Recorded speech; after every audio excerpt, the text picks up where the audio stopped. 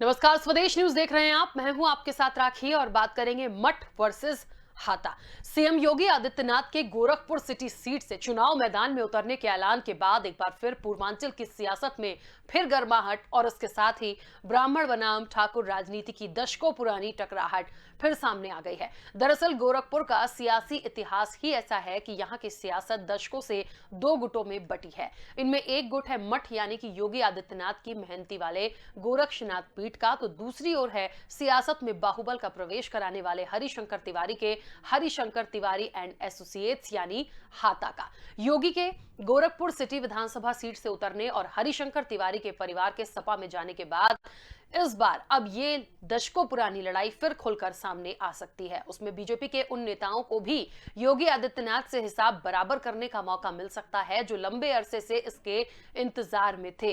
योगी आदित्यनाथ और मठ की प्रतिष्ठा लगातार बढ़ती रही। योगी ने हिंदू युवा वाहिनी के जरिए खुद को काफी मजबूत किया। तब आलम यह था कि गोरखपुर के आसपास मामला योगी बनाम बीजेपी हो गया था। वो जिसे चाहते उसे टिकट मिलता, जिसे नहीं चाहते वो टिकट पाकर भी चुनाव हार जाता। बीजेपी को उनके आगे घुटने टेकने पड़ जाते थे। 2017 में जब योगी आदित्यनाथ मुख्यमंत्री बने तो सबसे ज्यादा नाराजगी ब्राह्मणों में थी। यही नहीं, सरकार बनने के कुछ ही महीने बाद गोरखपुर में हरिशंकर तिवारी के हाथे पर पुलिस की रेड को भी इसी ब्राह्मण बनाम ठाकुर की पटकथा से जोड़कर देखा गया। इस पूरे मामले में हरिशंकर तिवारी के लड़के और बसपा विधायक विनय शंकर तिवारी ने इस रेड को लेकर सीधे सीएम योगी आदित्यनाथ पर आरोप मढ़े थे।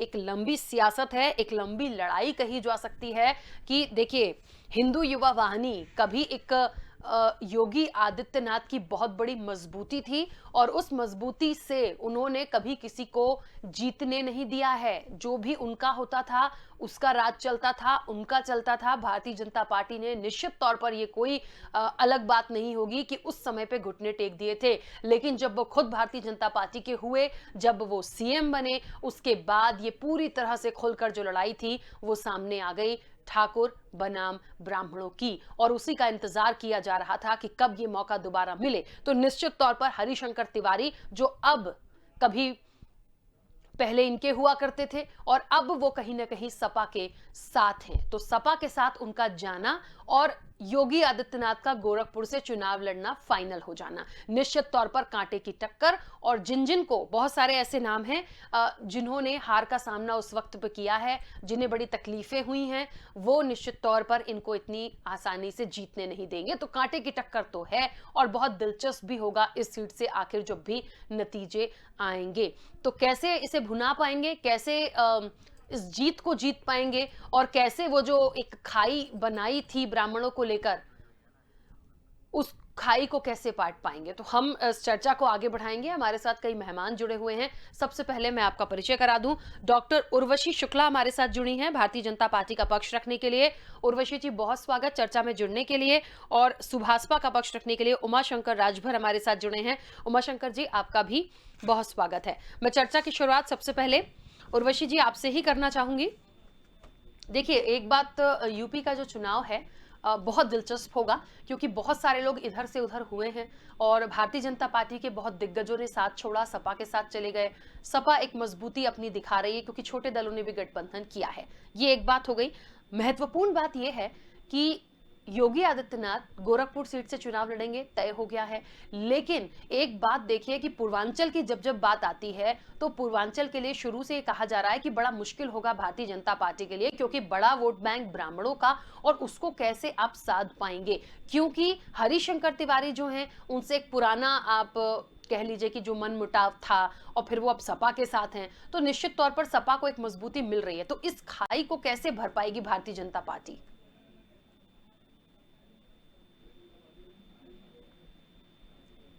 उर्वशी जी, मेरी आवाज पहुंच रही है आप तक?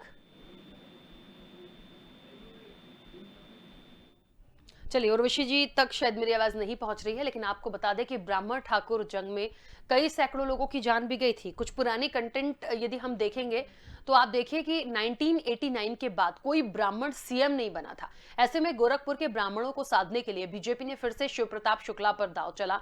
उन्हें न सिर्फ राज्यसभा भेजा गया, बल्कि वित्त राज्य मंत्री जैसा अहम पद भी दिया गया। महेंद्र पांडे को प्रदेश अध्यक्ष, यही नहीं योगी की सीट पर उपेंद्र दत्त शुक्ला को भी टिकट दिया गया था और उनके हारने के बाद भोजपुरी अभिनेता रविकिशन शुक्ला को उतारा गया, यानी कि खतरे को भांपते हुए ब्राह्मणों को साधने की कोशिश की। ऐसे में जब मठ की तरफ से योगी आदित्यनाथ खुद मैदान में हैं, तो गोरखपुर के ब्राह्मणों की क्या भूमिका होगी, इसी पर हमको चर्चा करनी है। चाहे उपेंद्र दत्त शुक्ला की बात हो, चाहे महेंद्र पांडे की बात हो या दूसरे अन्य लोगों की बात हो, जब जब ये नाम आए हैं तब तक हार का मुंह देखना पड़ा है, क्योंकि योगी आदित्यनाथ की जो मजबूती थी, जो पकड़ थी, जो उनकी युवा वाहिनी थी, हिंदू युवा वाहिनी थी, उसके आगे भारतीय जनता पार्टी ने भी घुटने टेक दिए थे। तो बड़ा मुश्किल था, लेकिन आज वो खुद उस जगह से मैदान में हैं, आज वो खुद भारतीय जनता पार्टी के पास हैं, तो निश्चित तौर पर कैसे होगा। और उन लोगों को जिन्होंने कभी हार का मुंह देखा है या एक उस विशेष वर्ग की बात करें, तो उनके लिए बहुत महत्वपूर्ण है कि आखिरकार वो योगी आदित्यनाथ को कैसे इस जगह से निकलने देंगे। चलिए एक बार फिर हमारे साथ डॉक्टर उर्वशी शुक्ला जुड़ गई हैं। उर्वशी जी, जिस तरीके से यूपी की सियासत काफी दिलचस्प दिख रही है, और देखिए मुझे लगता है सबकी तैयारियां पूरी हैं। महत्वपूर्ण बात यह है कि योगी आदित्यनाथ गोरखपुर से चुनाव लड़ेंगे और हरिशंकर तिवारी की हम बात करें तो वो सपा के साथ चले गए हैं।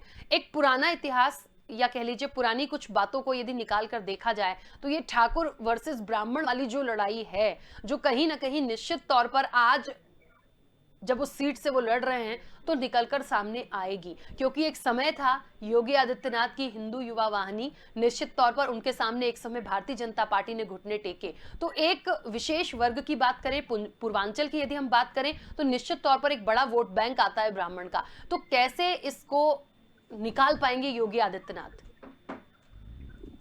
हेलो उर्वशी जी, मेरी आवाज पहुंच रही है? जी जी जी, मैं सुन पा रही हूँ आपको।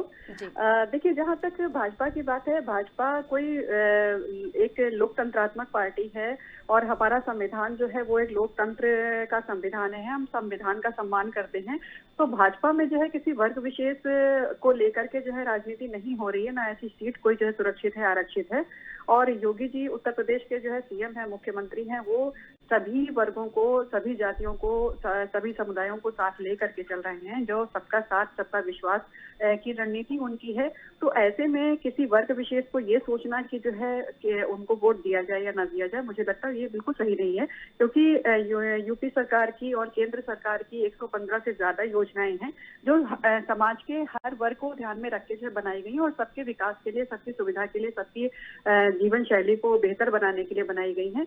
तो ऐसे में मुझे नहीं लगता कि जो है किसी वर्ग को ऐसा सोचना चाहिए कि योगी जी तो सबके कल्याण की बात करते हैं, तो फिर ये ठाकुर और ब्राह्मण का जो है समीकरण आना ही नहीं चाहिए।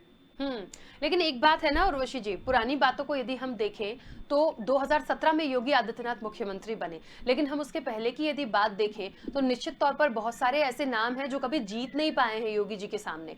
तो कहीं ना कहीं आज यदि मौका मिल रहा है दोबारा से, तो निश्चित तौर पर वो जो वर्ग है वो कैसे उस चीज को भुला पाएगा। और आप भले आज हम ये कह दें कि देखिए वर्ग की राजनीति नहीं है, विशेष धर्म वर्ग की राजनीति नहीं है, लेकिन ये आप भी बहुत अच्छे से जानते हैं कि हम पूर्वांचल की यदि बात करें तो निश्चित तौर पर एक बड़ा वोट बैंक वहां से आता है। और जिस तरीके से निर्णायक भूमिका हमेशा रही है यूपी की सियासत में, तो विशेष वर्ग ही निभाता आया है। तो ये हम कैसे कह सकते हैं कि ऐसा नहीं होगा? तो निश्चित तौर पर इस चीज को कैसे आप निकाल पाएंगे, क्योंकि हरिशंकर तिवारी वहां से कम नहीं पड़ते हैं और अब वो सपा के साथ हैं। तो आप सोच रहे हैं मजबूती किसकी ज्यादा है? देखिए, किसी एक कैंडिडेट के पार्टी बदलने से पार्टी की रणनीति पे या उसकी नीतियों पे कोई फर्क नहीं पड़ने वाला। आज एक कैंडिडेट गया है, कल कोई दूसरा जाएगा और इस तरीके से दूसरे पार्टी के लोग हमारे साथ आ जाते हैं। तो हमारी अपनी रणनीति है, हमारी रणनीति में जो फिट बैठता है हमारे साथ वही चल पाता है। हमारी विकास की रणनीति है, उसमें जो भी कैंडिडेट हमारे साथ फिट बैठता है हम उसको लेके आगे जो है बढ़ते हैं।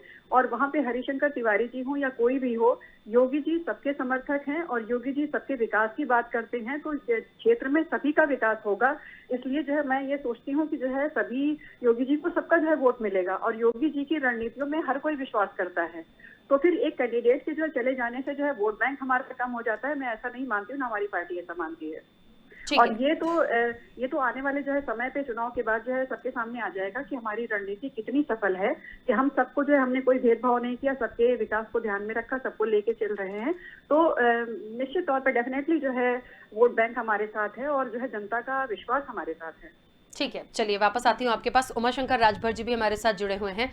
उमाशंकर जी, क्या लग रहा है, मुझे ऐसा लगता है कि एक तो पूर्वांचल शुरू से ही थोड़ा सा टफ माना जा रहा था भारतीय जनता पार्टी के लिए। और देखिए, भारतीय जनता पार्टी क्या, मुझे लगता है यदि हम जातिगत समीकरणों का एक रिकॉर्ड उठाकर देखें तो हमें बहुत अच्छे से पता है कि पूर्वांचल किसके कितने पक्ष में रहा है और पूर्वांचल में कैसे नतीजे, निर्णायक भूमिका आती रही हैं यूपी की सियासत के लिए, खास तौर पे मैं बोल रही हूँ सभी राजनीतिक दलों के लिए। तो मुझे लगता है किसी से छिपा नहीं है। लेकिन इस बार जो निश्चित तौर पर एक नाम था हरिशंकर तिवारी, जो अब सपा के साथ है, और योगी आदित्यनाथ एक वक्त पे इतने मजबूत थे अपनी हिंदू युवा वाहिनी के तहत। उस वक्त पे जितने भी ब्राह्मण, चाहे उपेंद्र शुक्ला हो, महेश पांडे हो, अन्य हो, उन लोगों को कभी जीत नसीब नहीं हुई है, चाहे कितनी कोशिश की गई हो, क्योंकि जो वो चाहते थे वो होता था। और निश्चित तौर पर भारतीय जनता पार्टी उस समय पे उनके सामने घुटने टेक चुकी थी। तो आज स्थितियां उल्टी हैं, आज वो खुद वहां से हैं और निश्चित तौर पर वहां से होने के बाद एक ब्राह्मण बड़ा वोट बैंक। तो क्या नहीं लगता है इस चीज के लिए थोड़ा मुश्किल होगा उनके लिए? देखिए, इस बात को ध्यान रखिए, भाजपा यह जो बात कर रही है बार बार, 91 के बाद देखे होंगे कल्याण सिंह जैसा सशक्त मुख्यमंत्री और इतना जो है काम वाला मुख्यमंत्री कोई भाजपा की तरफ से नहीं था। लेकिन 93 में आते आते आपने देखा होगा, जब सपा बसपा गठबंधन हुआ तो क्या हाल हुआ था इनका, रामलहर का पूरा इनका वाट लग गया था। दूसरी बात, आप गोरखपुर की बात कर रहे हैं, आप 2017 के बाद देखे जो चुनाव हुआ था, जो डॉक्टर प्रवीण जो खड़े हुए थे उस समय सपा के कैंडिडेट करके जो है, तो पूछे यही महाराज को जो चुनाव में गोरखपुर की सीट को सपा जीती हुई थी। तो यह भूल जाइए, वहां पे जो निषाद है, चाहे राजभर का वोट वहां पे गए, चाहे ब्राह्मण का वोट है। आप देखिए, जब से योगी जी हैं तब से हरिशंकर तिवारी, आप सोचे कि हरिशंकर तिवारी कम से कम मुझे लगता है 6 बार जीते हुए वहां से चुल्लू पार से। हरिशंकर तिवारी कोई हराने वाला नहीं है। इस बार ब्राह्मण है, ओबीसी है, दलित है, इस बार तो बाबा जी को पक्का मानिए कि गोरखपुर से उनको हारना। अगर उनको ये बात को काम का इतना घमंड था भाजपा को, तो क्यों नहीं जाके मथुरा दिला देते हैं, क्यों नहीं जाकर के वो अयोध्या से लड़ते थे? लेकिन उनको मालूम है कि चाहे अयोध्या हो, अयोध्या की भी हालत वही है। आप सोचिए, वहां पे राजभर ओबीसी इतना तगड़ा मुसलमान कम्बिनेशन बना हुआ है, और मथुरा में जाट और मुस्लिम और ओबीसी का जो कम्बिनेशन है, तो मथुरा हो चाहे अयोध्या हो, इस बार उसे कह दीजिए भाजपा के मित्रों से, जो 93 में हुआ था वही 2022 में होने जा रहा है। क्योंकि माननीय नेता ओम प्रकाश राजभर जी जब इनके साथ में थे, आप इनको कहिए कि राम प्रकाश गुप्ता हो चाहे मुख्यमंत्री राजनाथ सिंह हो, इनका भी कार्यकाल देखी है जनता ने। 2002 के बाद जो 14 साल का उत्तर प्रदेश का वनवास था, अगर इसको किसी ने समाप्त किया तो माननीय नेता ओम प्रकाश राजभर जी ने खत्म किया, और 14 साल के बाद उत्तर प्रदेश में 2017 में आते हैं। लेकिन सेम चीज जो माननीय कल्याण सिंह ने दोहराया, जो राजनाथ सिंह ने दोहराया, कि इन्होंने हमेशा क्या किया, ब्राह्मणों का हमेशा विनाश किया।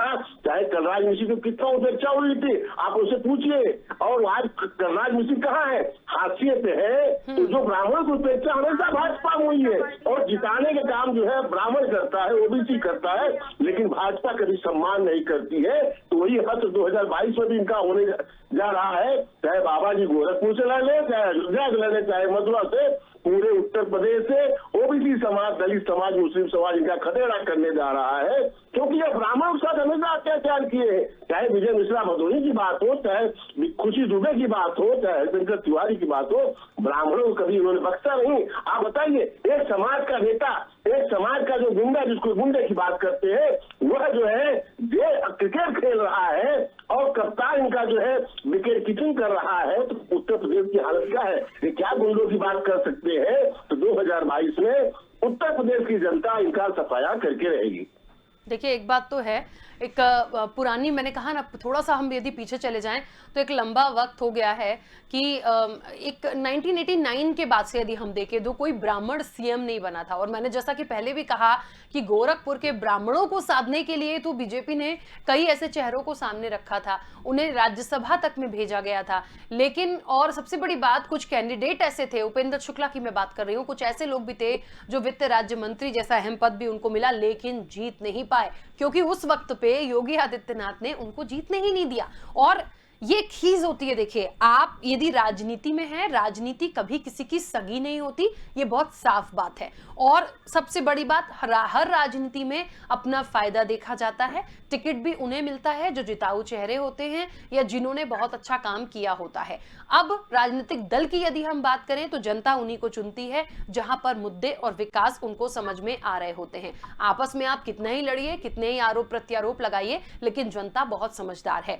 अब आती है इंटरनल आपस की राजनीति की, पॉलिटिक्स की बात करें और जाति धर्म की यदि हम बात कर लें तो निश्चित तौर पर आपने यदि किसी एक समय पर, यदि मान लीजिए कहा जा रहा है कि ब्राह्मणों का अच्छा नहीं किया योगी आदित्यनाथ ने, उनका दिल दिखाया, उनके साथ अच्छा नहीं किया, तो ये रिकॉर्ड बताते हैं वाकई में कि कुछ चीजें ऐसी हुई हैं कि उनके सामने कोई टिका नहीं था। अब आज उसी सीट से आप हो तो कैसे इस चीज को भर पाओगे? तो देखिए, मुश्किल तो होगा, हम ये नहीं कह सकते आज किसके दिल में क्या है, लेकिन जब वो ईवीएम का बटन दबता है ना, तब पता चल जाता है, जब नतीजे आते हैं कि वाकई में किसने कितना साथ दिया है। उर्वशी, मेरी आवाज सुन पा रही हैं आप?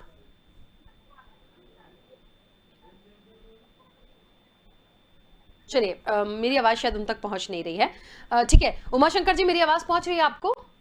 ठीक है, उमाशंकर जी, क्या लगता है, अभी ये वाली बात तो चलिए ठीक हो गई पूर्वांचल की, लेकिन अभी जो स्थितियां बनी हुई हैं और बड़ा मुश्किल सा टास्क तो लग रहा है, लेकिन फिर भी भारतीय जनता पार्टी कह रही है हम पूरी सीटों के साथ आएंगे। हाँ, हो सकता है कि कुछ सीटें गड़बड़ कर दें, लेकिन उनका आत्मविश्वास बढ़ा है। उनको ऐसा लगता है हमने बहुत सारे काम किए हैं, हमने बहुत सारे शिलान्यास किए हैं, और अब की बार तो हम दलितों के लिए भी सोच रहे हैं, ओबीसी के लिए भी सोच रहे हैं। और टिकट बंटवारा जो इनका किया गया, इसमें भी इन्होंने कहा हम 20 विधायकों का हमने टिकट काटा, 21 को हमने नए लोगों को मौका दिया।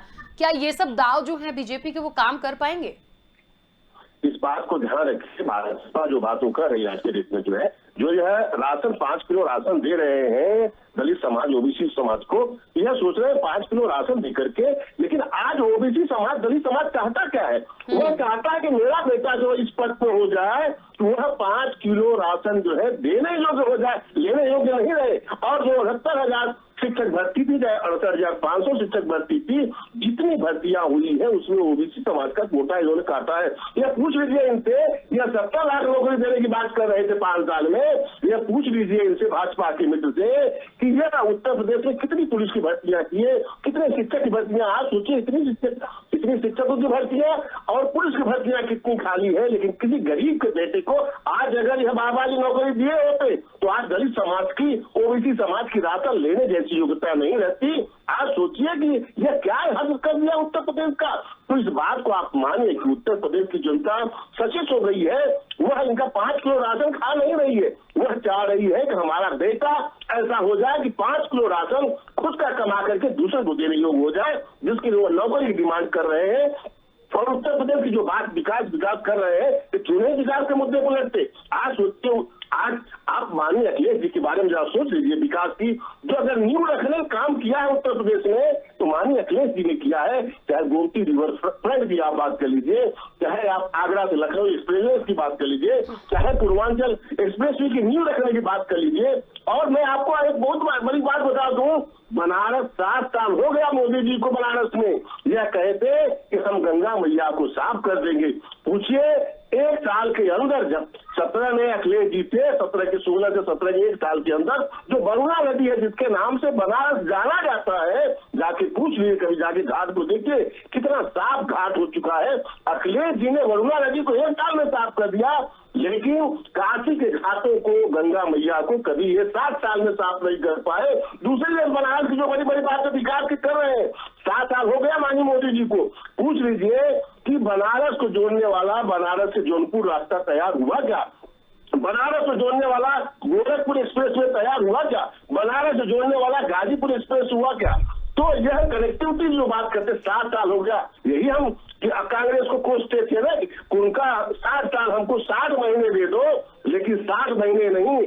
आज सोचिए कि 84 महीने हो गया, लेकिन उत्तर प्रदेश में माननीय मोदी जी का क्षेत्र मैं बता रहा हूँ, जिसके बार बार विकास की बात करते हैं, बनारस में जाके देख लीजिए, अगर किसी ने विकास किया तो माननीय अखिलेश जी ने वहां पर शुरुआत किया। जो आज सिग्नलिंग की व्यवस्था है, तो लाइटिंग का जो अंडरग्राउंड हुआ है, माननीय अखिलेश जी ने उसको शुरुआत किए थे। तो विकास की जो नींव रखने के काम। और दूसरी बात मैं महिलाओं के लिए बता दूं कि महिलाओं के लिए जो उन्होंने 100 नंबर डायल किया। तो मैं आपको बता दूं, उत्तर प्रदेश की हालत ऐसी थी कि जब डिलीवरी के लिए महिला प्रसूति के लिए जाती थी तो ऐसे रोड से वह घर से हॉस्पिटल तक नहीं जा पाती थी, डिलीवरी उसकी अंदर रोड हो जाती थी। लेकिन माननीय अखिलेश जी ने 108 नंबर जो एम्बुलेंस चलाया, आज घर पे बैठे कोई महिला 108 नंबर दबा देती है तो 5 मिनट के अंदर एम्बुलेंस आ जाती है। दूसरी बात, जो कानून व्यवस्था की बात कर रहे हैं, कानून व्यवस्था में अमूल चूल अगर किसी ने परिवर्तन किया तो माननीय अखिलेश जी ने। जो छोटे छोटे झगड़े होते थे, जो दलित ओबीसी अपनी बात जाकर के थाने तक नहीं कर पाते थे, आज अगर कुछ भी बात सताया जाता है, झगड़ा होता है तो 100 नंबर आप डायल कर दीजिए, 10 मिनट के अंदर पुलिस उसके घर पे आ जाती है FIR लिखने के लिए। तो कानून व्यवस्था की जो बात यह केवल प्रचारित किया गया कि यादव हम जो राजभर समाज के लोग, जो भी समाज के पिछड़े लोग हैं, हम इनके बहकाव में आ गए। यह बार बार कहते थे, केवल उस समय 8 DM यादव थे, यह कहते थे पूरे प्रदेश में यादववाद हो गया है। और उस यादव को कह करके कि 27% जो आरक्षण ओबीसी को मिला हुआ है, 28 साल हो गया, हम लोग यही इनसे मांग करते थे, भैया मेरा जो 27% आरक्षण उसका बंटवारा कर दीजिए, जिससे अति पिछड़ों को जो देश के अन्य 11 स्टेट में है, चाहे आप महाराष्ट्र की बात करिए, आंध्र, तेलंगाना, तमिलनाडु की बात करिए, लेटेस्ट बिहार में हुआ है, वही बात पर हम इस मुद्दे पर इनके साथ में आए थे, जो इनका 14 साल वनवास समाप्त करने का काम किया राजभर जी ने, तो इसी बात के लिए ट्रोल किया। यह ओबीसी, यह बार बार हमको कहते थे कि जो 27% आरक्षण है ओबीसी का, वह यादव लूट रहा है, तो हम आएंगे तो सामाजिक न्याय समिति जो जस्टिस राघवेंद्र की अध्यक्षता में बनाई गई, आप सोचिए 30 अक्टूबर 2018 की समिति कूड़ेदान में पड़ी हुई है। और दूसरी बात मजे की बात मैं भाजपा के मित्र को बता दूं, 2 अक्टूबर 2017 की उनसे पूछिए, जब माननीय मोदी जी 2014 के जीतने के बाद जब ओबीसी समाज उनसे मिलने गया तो इस बात को जब इनके ध्यान में आया कि अति पिछड़ा हमारा एक कोर वोटर हो गया है, तो दिल्ली में भी 27% आरक्षण बांटने की बात कहे और 2 अक्टूबर 2017 को जस्टिस रोहिणी कमीशन बनाया। और मैं आपको इनको बता दूं, भाजपा के मित्र को पूछिए, आज 5 साल हो गया रोहिणी कमीशन को, उसकी रिपोर्ट जाके पढ़ लीजिए क्या आया है। मैं बता दूं कि दिल्ली के केंद्रीय सूची में 2633 जातियां हैं, जो केंद्रीय सूची है ओबीसी समाज की। 2633 जातियों में 893 ऐसी जातियां हैं जो 28 साल तक अभी ओबीसी का कोई लाभ नहीं ले पाई है। कितनी साल की बात है, यही आश्वासन हमको दिया था कि हम रोहिणी कमीशन दिल्ली में लागू कर देंगे, उत्तर प्रदेश में आएंगे तो सामाजिक न्याय समिति। और इसी विश्वास पे जो अति पिछड़ा है, चाहे मौर्य समाज है, कुशवाहा समाज है, विंध केवट मलाह, राजभर, ये सब जो मिल करके इनके विश्वास करके 2017 में इनको वोट दिया था। लेकिन जब जान गया ये छल रहे, क्योंकि ये ओबीसी की इस बात को उत्तर प्रदेश की राजनीति, जरा मैं बता दूं इनको भाजपा के मित्र को कि जब यह आए थे 91 में तो माननीय कल्याण सिंह यानी ओबीसी नेता करके प्रोजेक्ट किए और ये सत्ता में आ गए। लेकिन 2 साल भी नहीं चला, क्योंकि जिस तरह से माननीय कल्याण सिंह की उन्होंने बेइज्जती किया था, आपको याद होगा उस समय जो लखनऊ की मेयर थी, जिसका नाम लेकर के लोग कितना बदनाम किए माननीय कल्याण सिंह को, और उस समय जो है 93 में हार जाते हैं। दूसरी बात, राम प्रकाश गुप्ता, यह ओबीसी का जब दूसरी बार आए तो तोड़ फोड़ करके आए, जब ओबीसी इनके साथ आया है वही हाल इस बार 17 में इन्होंने किया था। माननीय केशव प्रसाद मौर्य के चेहरे को, यानी मौर्य समाज ओबीसी समाज के चेहरे को आगे किया कि हम जब उत्तर प्रदेश में आएंगे तो ओबीसी समाज का मुख्यमंत्री होगा। लेकिन यही सत्ता आती है तुरंत एक ठाकुर को ला देते हैं। इनके मन में जो छल था कि उसको ला करके हम ब्राह्मणों का विनाश करेंगे, हम पिछड़ों का विनाश करेंगे, तो आज जो है जनता बाइट आ गया है, ब्राह्मण हो चाहे पिछड़ा हो चाहे दलित हो, इनको तो याद कर रहा है। उत्तर प्रदेश में इस बार खदेड़ा करके रहेगा, इस बात को आप ध्यान रखें। चलिए, उमाशंकर जी हमारे साथ थे, अकील सिद्दीकी जी हमारे साथ जुड़ गए हैं, हमारे एडिटर हैं। अकील जी, जिस तरीके से पूर्वांचल की बात हो रही है और पूर्वांचल के साथ योगी आदित्यनाथ की गोरखपुर सीट की बात हो रही है, ब्राह्मण वर्सेस ठाकुर, यहाँ पर मतलब मठ वर्सेस हाता की यदि हम पूरी बात देखें, हरिशंकर तिवारी जो अब पूरा कुनबा लेकर अपना सपा के साथ हैं, और योगी आदित्यनाथ कभी अपनी हिंदू युवा वाहिनी के साथ मजबूती के साथ जिस जगह पर थे, कई लोगों को जीत नसीब नहीं हुई है। भारतीय जनता पार्टी ने उस वक्त इनके सामने घुटने टेके थे, आज ये इस जगह से हैं। क्या लग रहा है इस खाई को कैसे भर पाएंगे? देखिए, कहीं ना कहीं एक इतिहास रहा है मठ बना बरामद, तो इसको लेकर कहीं ना कहीं निश्चित तौर पर राजनीति हमेशा पूर्वांचल में हुई है। रह गई मिश्रा घराने की, वो कहीं ना कहीं उन्होंने इतिहास रचा है, और चाहे वो लोकसभा सीट रही हो, चाहे वो विधानसभा रही हो, ऐसे में कहीं ना कहीं उन्होंने प्रभाव डाला है और आसपास के कई मंडल और जिलों में उनका प्रभाव विधानसभा में है। तो ऐसे में देखिए, अब कहीं ना कहीं कोई नाराजगी रही है तभी उन्होंने अपना पाला बदला है। चाहे वो देश के बड़े राजनेता हो, चाहे छोटे राजनेता हो, पूर्वांचल में जाकर इस घराने से कहीं ना कहीं हमेशा मदद मांगी है।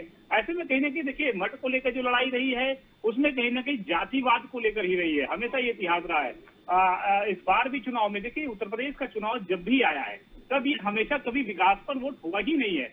जब भी हुआ है कहीं ना कहीं बदलाव राजनीतिक जो जातिवाद को लेकर, चाहे टिकट बंटवारे को आप देख लीजिए, चाहे उस पार्टी के दल में जिस चेहरे को टिकट मिला वो किस जाति का है, इसको लेकर पूर्वांचल में सबसे ज्यादा प्रभाव रहा है। तो ऐसे में इस बार भी माना जा रहा है कि चुनाव जो होगा वो इसी बल पर होगा। अब देखिए, जो घराना कहीं ना कहीं बीजेपी का समर्थन था, वो अब अगर समाजवादी पार्टी के पास गया है तो उसका फायदा निश्चित तौर पे होगा, इसे नजरअंदाज नहीं किया जा सकता है। हालांकि बीजेपी को हल्के में भी नहीं लेना चाहिए, क्योंकि मुख्यमंत्री योगी आदित्यनाथ को फिर से प्रत्याशी बनाया गया है और उसके अलावा प्रधानमंत्री, देश के प्रधानमंत्री बनारस में है। तो उनका मकसद सीधा है कि अगर हम मुख्यमंत्री योगी आदित्यनाथ को अगर गोरखपुर से लड़ाते हैं, ठीक है, तो कहीं ना कहीं आसपास मंडल। अखिल जी, मैं बीच में रोकूंगी। हाँ ठीक है, क्योंकि समय की सीमा है, मैं बीच में रोक रही हूँ। आप सभी मेहमानों का बहुत शुक्रिया इस चर्चा में जुड़ने के लिए। मठ वर्सेस हाथा, क्या होगा? दिलचस्प होगी लड़ाई। पूर्वांचल हमेशा ऐतिहासिक निर्णय देता आया है, ये किसी से छिपा नहीं है। तो देखते हैं, राह आसान है कि मुश्किल है, जनता तय करेगी। फिलहाल चर्चा में इतना ही, दीजिए इजाजत, नमस्कार।